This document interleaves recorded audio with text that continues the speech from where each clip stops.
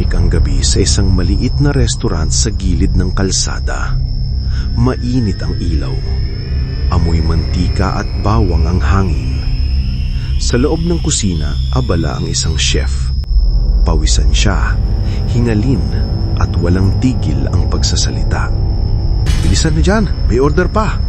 Sigaw niya habang nagkikisa. Pero bawat sigaw may kasamang ubo. Malalim, basag, ubo, plema. Hindi niya napapansin na sa bawat pag-ubo may tumatalsik na laway. Diretso sa kawali, diretso sa pagkain. Wala siyang pakialam. Sanay na siya. Pagod na siya. Tinapos niya ang luto, inayos ang plato, at ipinasa sa waiter. Isang pamilyang may 3 miyembro ang umupo sa gitnang mesa. Ama, ina, at isang batang lalaki. Masaya sila, nagkukwentuhan, naghahati ng pagkain. "Ang sarap," sabi ng ina. "Sulit ang bayad," sabi ng ama.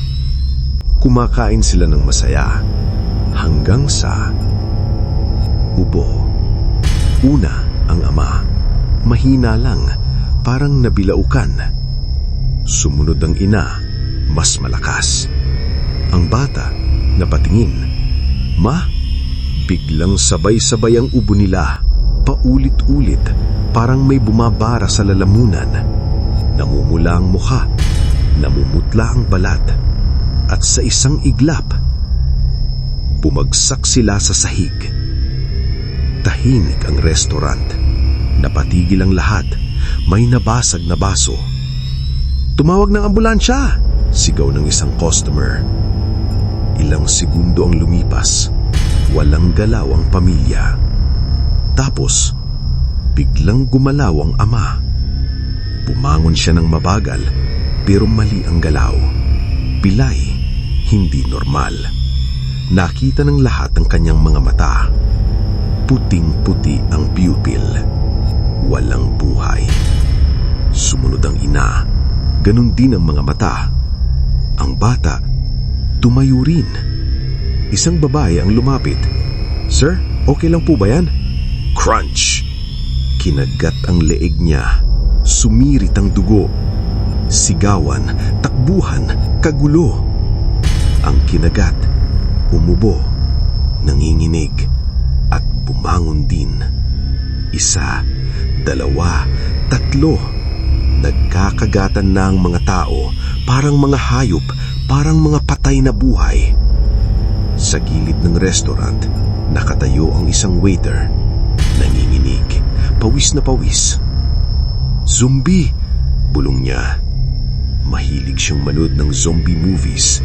Alam niya ang itsura, alam niya ang galaw. Hindi pwede. Ang asawa ko, ang anak ko. Hindi siya nagdalawang isip. Tumakbo siya palabas. Sa labas, kaguluhan na rin.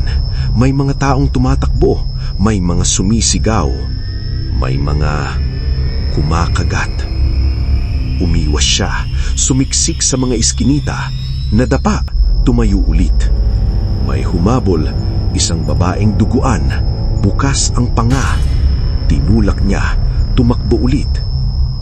Pagdating niya sa kanilang kalsada, tumahimik ang mundo. Sirang bintana, bukas ang pinto, may dugo sa pader. "No!" sabi niyang mahina. Pumasok siya, basag ang mesa, may bakas ng paa. Tahimik, masyadong tahimik. Nanghina ang tuhod niya. Patay na sila, bulong niya. Narinig niya ang ungol sa likod niya. Paparating ang mga zombie. Napaluha siya. "Ayoko na!" Pumikit siya, handang tanggapin ang dulo. Pero, "Papa!" Mahina pero malinaw. Nagmulat siya. "Anak! Papa! Dito kami! Bilis!" Tumingala siya sa atik. Umakyat siya sa hagdan. May humawak sa paa niya. Tinulak niya, itinulak, isinara ang pinto. Sa atik, naroon ang asawa niya. Yakap ang anak nila. Umiiyak. Yinakap niya sila ng mahigpit. Buhay sila. Ligtas. Sa ngayon.